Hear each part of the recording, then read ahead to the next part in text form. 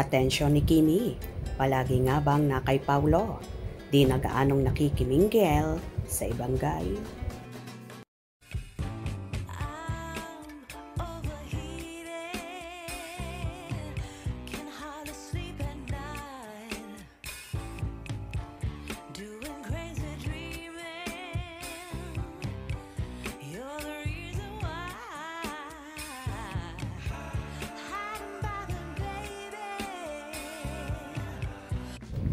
Maraming ang Kim Pao fanay ang nakakapansin.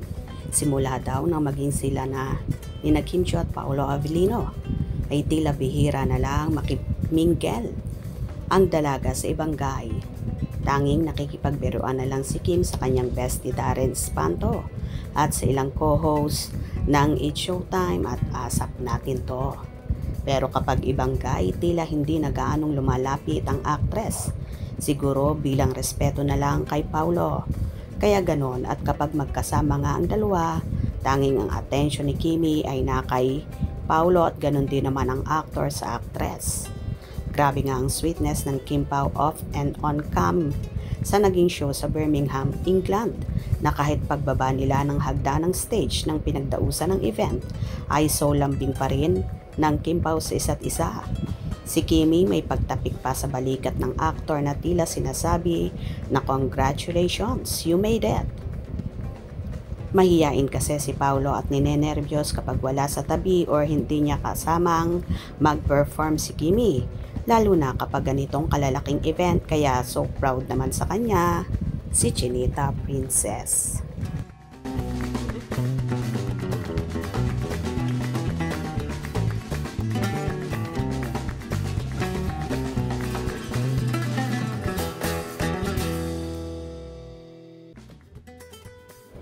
Kilig match naman ang kanilang fanay na may kanya-kanyang hanash. Mas sweet off cam. Nahiya, tutok sa kamera. Honestly, if you know Kim, ever since, especially if they have this out of country event for ASAP, always yan sa center stage. Pag finale na nila, and take note, nakikisabayan yan sa kakulitan ng mga kapwa ASAP hosts and super close kay Papa P. But then, look at now, nang dumating si Pao sa buhay ni Kim, you can see some changes. Yung attention niya is always with Pao. You beside me always sila. It's too obvious how they show their love and care for each other. There are more into actions speak louder than words. So to all, Negatron, sana tigilan nyo na at tanggapin na Kim Pao is real. Kilig overload. Ka-sweet, sana all. Baka malaglag me. Walang pagsigla ng kaligayahan pag ang Kim Pao na ang bubungad sa newsfeed ko. Layag na layag, Kim Pao, kilig to the bones. Congratulations sa Kim Pao sa show nila kagabi. Marami silang pinasaya. Ha ha ha ha.